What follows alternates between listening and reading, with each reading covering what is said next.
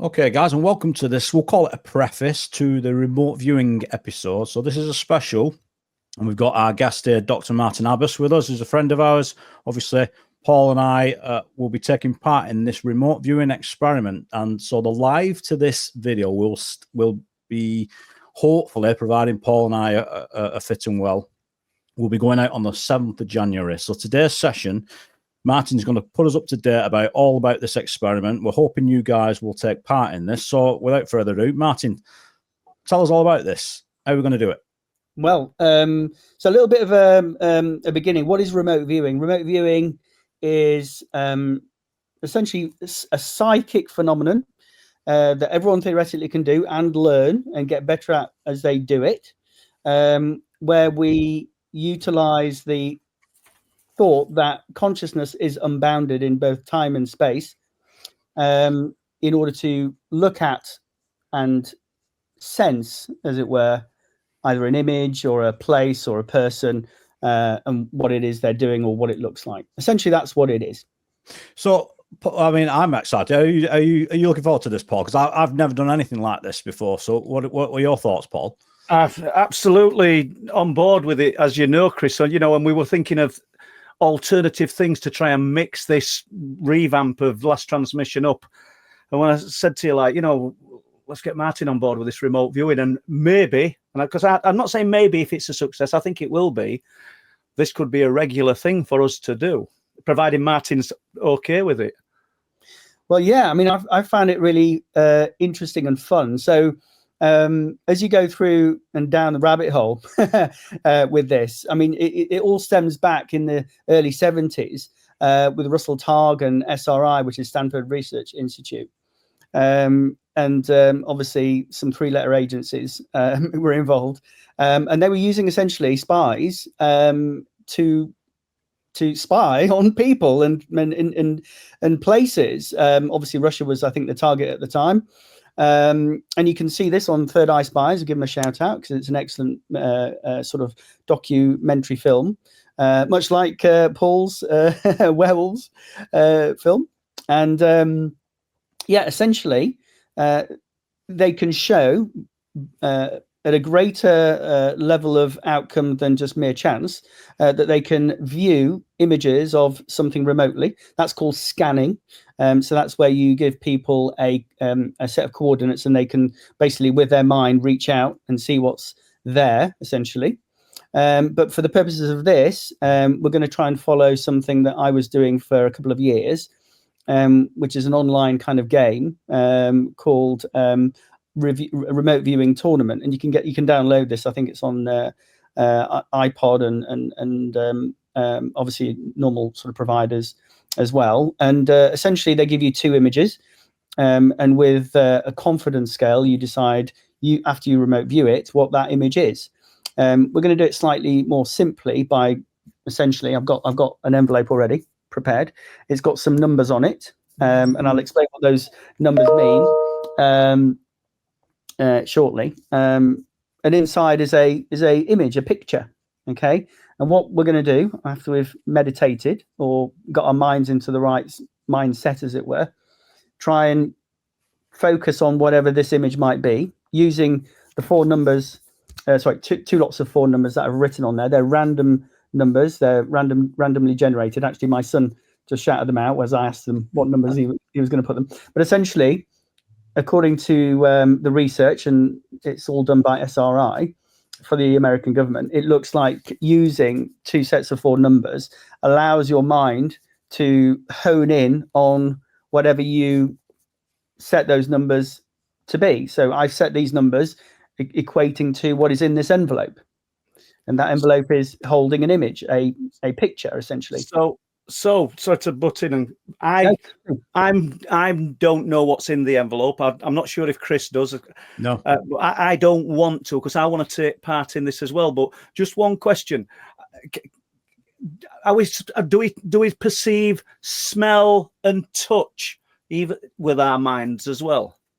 So it's interesting. So I think it's based on quantum theory, essentially, that our minds are unbounded, our conscious minds are unbounded by time and place, and essentially connected to all the other elements of the universe, i.e. other people's consciousness.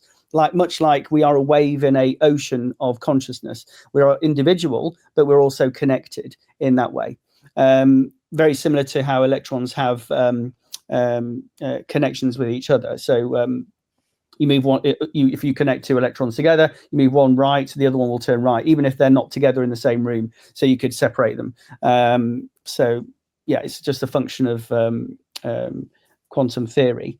So essentially, this is how it may function. Although I think it's probably wider than that. As you know, I think that our conscious minds are actually part on a higher plane, a higher dimension, and we're just a small part of a wider conscious whole experiencing this 3D reality.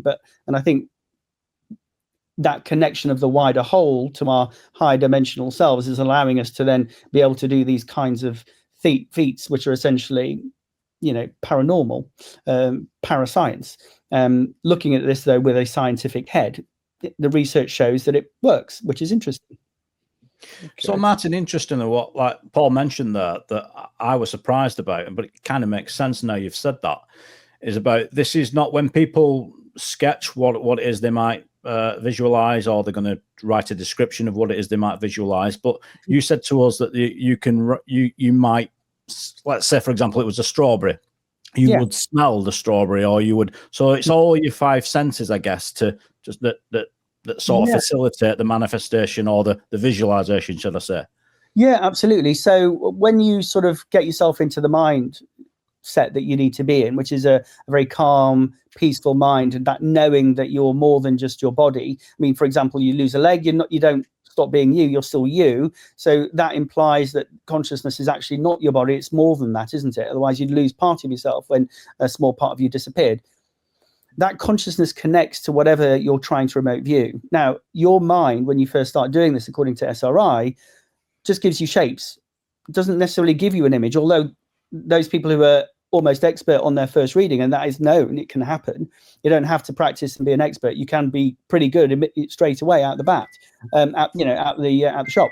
So the image, no, that's all right, no problem. The images that you might have may be very rudimentary, very primitive, but for some people it might be that you see a whole picture in your mind's eye which you can draw. I mean, obviously as long as you're good at drawing, you can do it.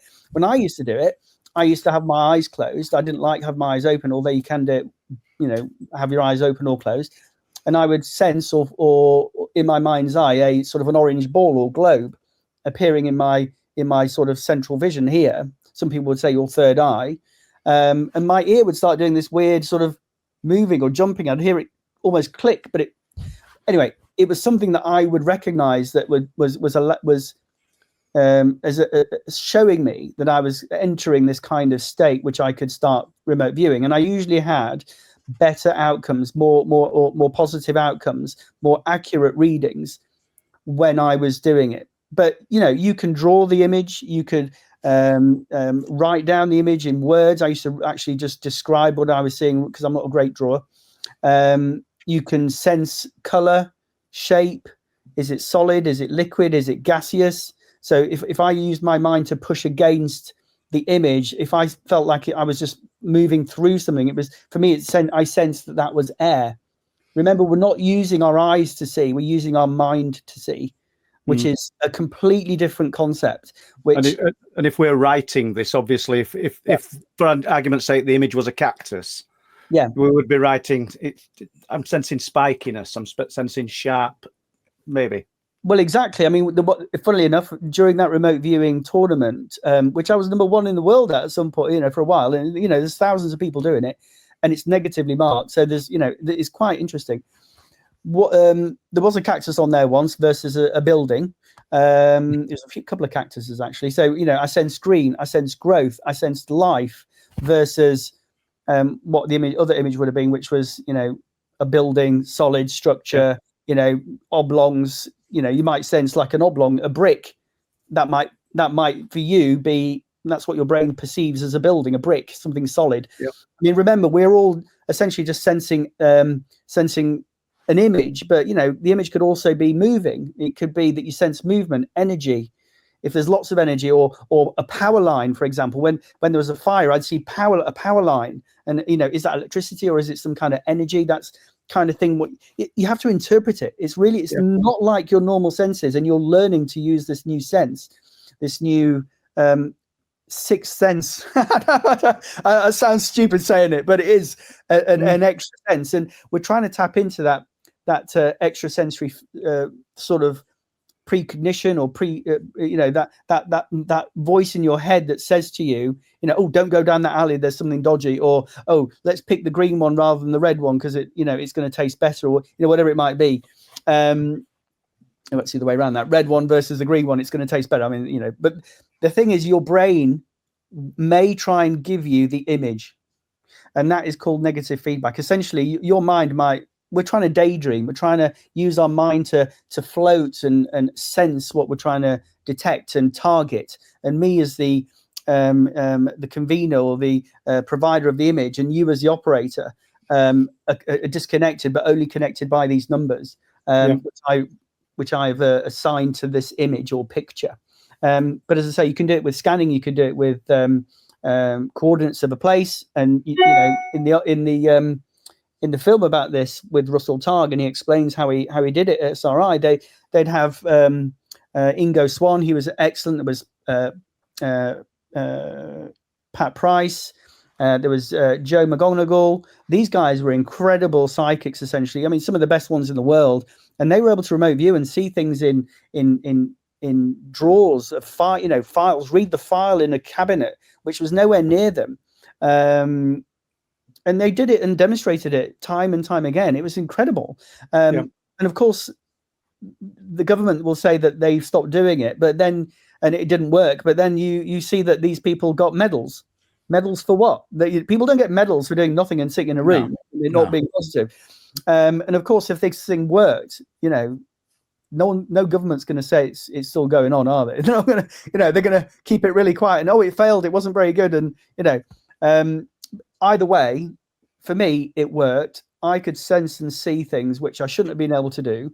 I was getting, with negative marking and a confidence rating scale, high outcomes.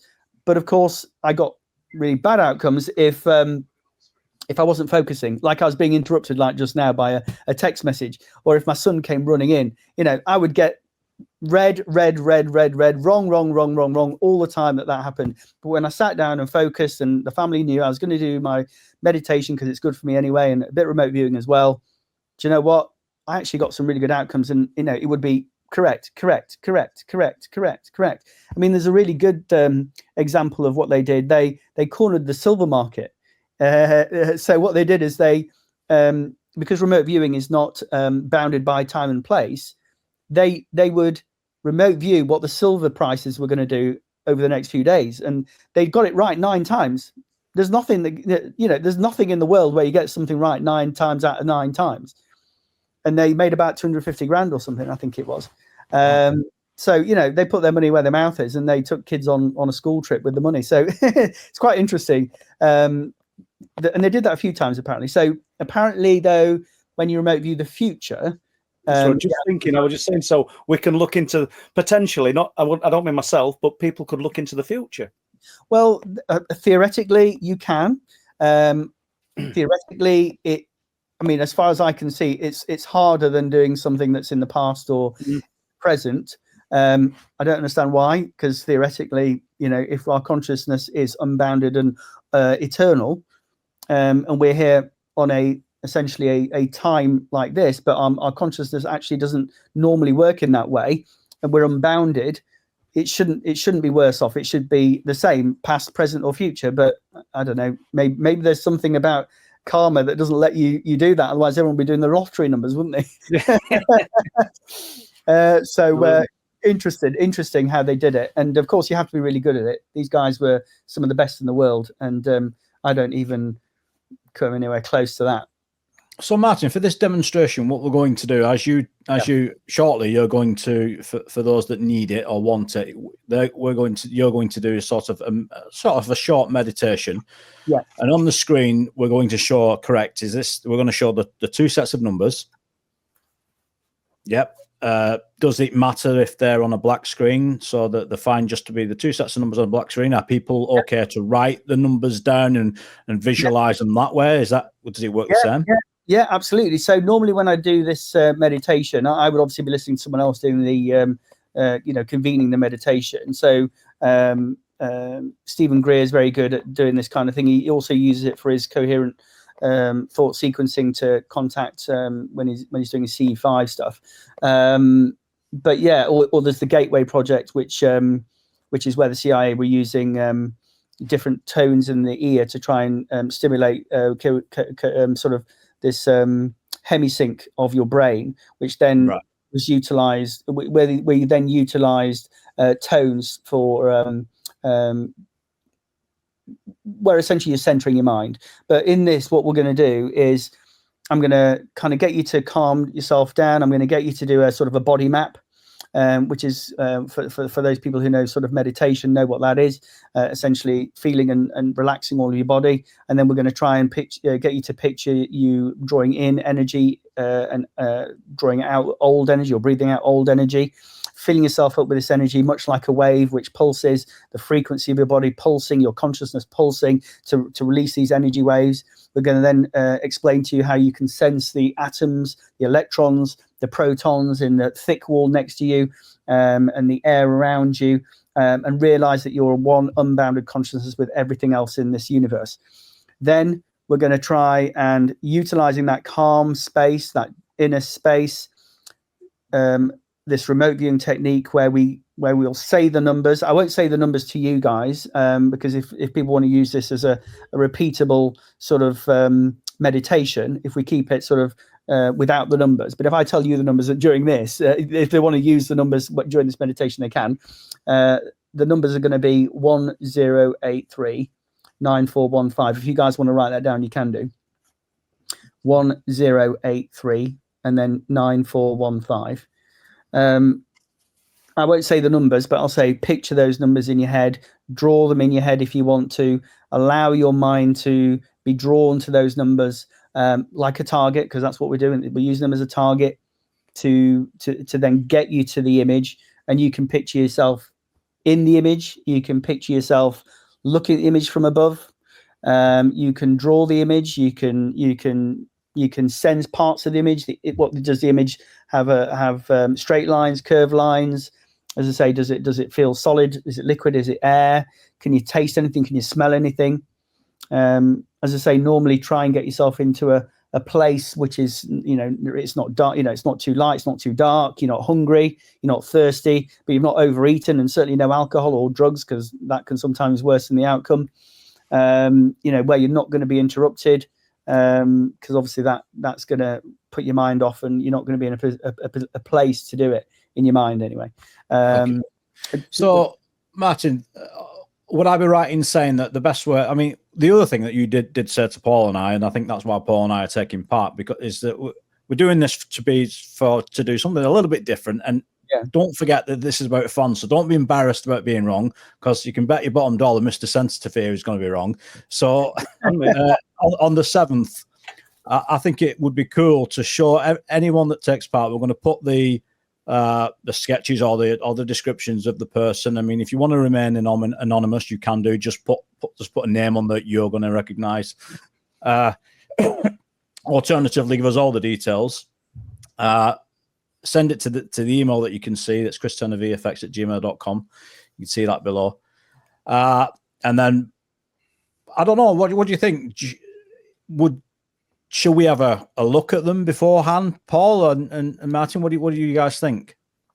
Well, I'm going to be led by Martin because he's got the experience. Personally, I think it'd be interesting for us to have a look at them beforehand. But if Martin said no, let's do it on the spot. But I'd like to see them beforehand, because it would be lovely to, assuming we've got some audience participation, which I think we will have.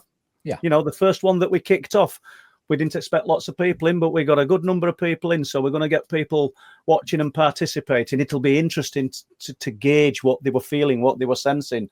And obviously we're going to have a little bit of an insight into the drawings before then. because they're going to be sending them to the email address. So me personally, I'd like to see them before. Yeah. But what's your views, Martin? Because you're driving this. Yeah, no, I mean, I think it'd be really interesting to see what people have done, and also we can then maybe I don't want to. Well, I mean, you guys can see the picture at any point you want, I guess. But I mean, no, I don't want to, and I don't know if Chris does. No, I don't want to see it. No, we could filter them though, so that these are buildings, or these are people, these are animals, these are this, and then we could put them into little compartments and say, all right, this group thought it was this, and these are the kind of images that we get, and this group this, and this group this, and this group this, and then right, let's look at the image and see if there's anything that connects them, yeah, I mean it'd be really interesting to see, and if we did this every month, we can see if the cohort of people that really like doing it get any better. It'd be really absolutely. And do we? Obviously, we don't want to make anybody's head just not fit in door. But if somebody actually hit that target, and providing they want to be named, then I think it'd be brilliant to give them that praise, wouldn't it? Well, you can have a leaderboard who's in the top 10. Yeah. That's a good idea. As long as my decision is final. as long as you win. Well, I've got the image. I've got it bold. I can't do it. I know. That might be a fun thing. And then obviously I'm going to come up to Bempton soon. I can. But the ones that we've done, I can give you the images, and whoever wins, you might even send it to them as a little memento of the win. Cool. It's a bit of fun. So I think it's an excellent experiment. Absolutely, and audience engagement, and obviously in between times. And you might think of something else, Martin. Anything else to get people involved, I think, is a good thing, because let's get them numbers on board. Absolutely. We're all entangled in this, just like the electrons. Okay, then in the next few seconds, I think Martin's going to lead us into the preparation for this meditative state that we're going to become as one, and hopefully remote view into the images that Martin's provided. Meditation for remote viewing. Please make sure you're in a quiet place with no distractions. You can turn down the lights and make sure that you won't be disturbed during the course of this meditation. Ensure you're comfortable, either sitting or lying. And if you wish to close your eyes or keep them open, it's up to you. Now I want you to take a deep breath in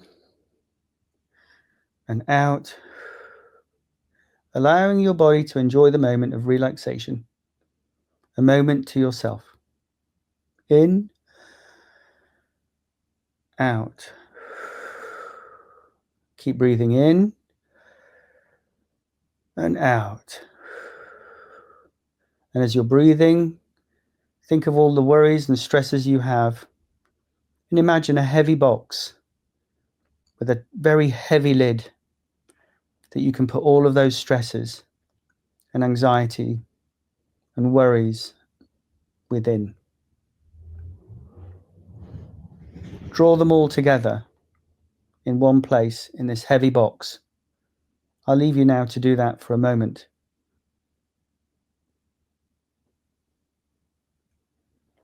Now put over the worries and the anxiety the heavy lid, closing those away. You don't need those now. Deep breath in and out. Allowing your mind to be calm and aware of itself and its place as part of a wider whole. Deep breath in and out. Breathe in through your feet and out, relaxing your toes and your feet, allowing them to fall heavy and still. Picture energy that's new from around the universe in through your feet, and exhale old, stale energy that you no longer need. We'll move up our legs into our calves. Deep breath in with that energy. And out the old stale energy. Filling your body, filling your conscious mind with energy that's new and invigorating. To your knees and your thighs, deep breath in. All that strong new energy from around you, the universe allowing you to take it, absorb it, and the old stale energy breathe out through your knees and your thighs. In through your abdomen now. Nice deep breath of energy, sensing and feeling the world and the energy around you. And out the stale energy. In through the chest and the shoulders, relaxing those muscles. Your body falling deeper into the bed if you're lying, or into the back of your chair if you're sitting. Breathing out all that stale energy. And in through your arms and your fingers, allowing them to rest. And out the old stale energy. And finally up through into your mind, into your conscious brain. Your awareness alive, awareness of one's own awareness becoming center to your mind now. And out with the old stale energy. You are a wave in an ocean of consciousness. Breathe out, relaxing all the time. Sensing the world around you. The walls in the place where you are. The energy of the atoms in the walls, solid. The air around you that you're breathing in and out, mobile, but still just atoms, pure energy, electrons and protons, bounded by forces. You can see and sense them. In and out. See yourself breathing in and out. Calm, relaxed. In and out. A consciousness connected to the universe, unbounded by place or time. In with energy, out with stale energy. A pure being of energy, a pure being of consciousness. Connected, sensing everything. Forgetting all the senses that you used to use as a human. You're just energy, just consciousness. And that consciousness can move, it can feel, it can sense in new ways that you are now going to perceive. Now, think of those numbers we have assigned to a target that your mind will now focus upon. The 4 numbers, the first set of 4 and the second set of 4. Focus on those numbers and imagine yourself, your conscious mind moving to the destination, moving to those numbers, sensing, feeling, knowing that you're there.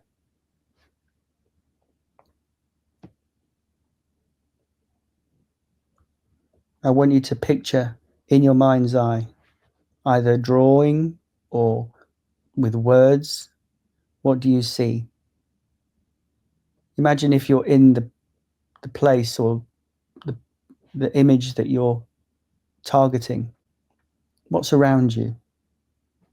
What are the shapes that you can imagine? Don't let your mind give you the images. Let the images come to you. Almost like a daydream. Are there lines? Are there curves? Is there anything moving? Does it have energy? Does it have smell or taste? What kind of feeling does it make you feel? Does it, the image or the place where you are, make you feel happy or sad? Is there air? Is there water? Is it solid or spongy? Let the images float into your mind. Don't force them. They'll come. And if you lose concentration, don't worry. Just relax again. Focus on your breathing in and out and the numbers, and you'll be back there again, viewing what you need to see, knowing that you can see what you need to see. I'll leave you now to view the 8 numbers. Relaxed, calm. And when you're finished, write them down and enjoy the success of your first remote view.